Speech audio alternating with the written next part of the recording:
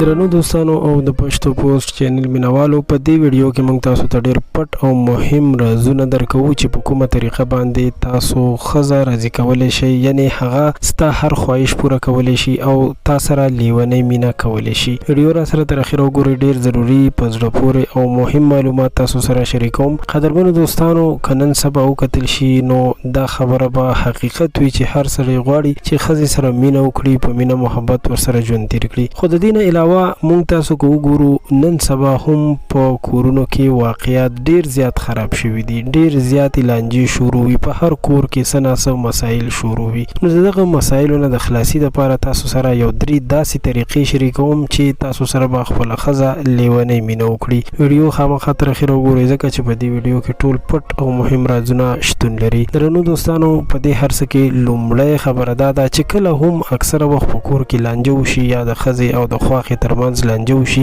نو خاوند ته په داسې حالاتو کې پکار دی چې د خبر مکمل تحقیق وکړي، ځکه چې دا اوس هغه وخت نه دی چې بغیر د سوجې خزه راونیسي، وی وهي، وی ټکوي او د هغې خبرې ټولې په زړه پاتې شي، بلکې د مور نه دې هم تپوس وکړي که هغې څه غلطي کړې وي او یا دې د خپلې ښځې نه هم تپوس وکړي، یا د هغوی په منځ کې صلح وکړي او که ښځه کې ګناه نه وي نو هېڅکله دې نه وهي، ځکه چې بې ګناه وهل د دې به الله پاک تپوس کوي. نو که داسې حالاتو کې ښځې سره ودرېږي او بې ګناه وهل ورنه کړل شي، نو ښځه هم په سړي باندې ځان قربانوي چې خاوند مې زما څومره خیال ساتي او لیونۍ مینه ورسره کوي. دویم دا چې خپلې ښځې ته تحفې راوړئ، د هغې صفت وکړئ او هغه چې درته کوم خواړه تیار کړي، کوم خوراک تیار کړي، د هغې صفت وکړئ او مننه یې وکړئ. او دریم دا چې هر کله ښځې سره په خندا ګپ شپ خبرې وکړئ او هغې ته وخت ورکړئ. کله چې یو انسان خپلې ښځې ته وخت ورکوي نو ښځه هم ډېره زیاته خوشحالیږي او دا فکر کوي چې خاوند مې زما دومره خیال ساتي نو زه ترې ولې ځان قربان نه کړم. په داسې حالاتو کې به ښځه هېڅکله هم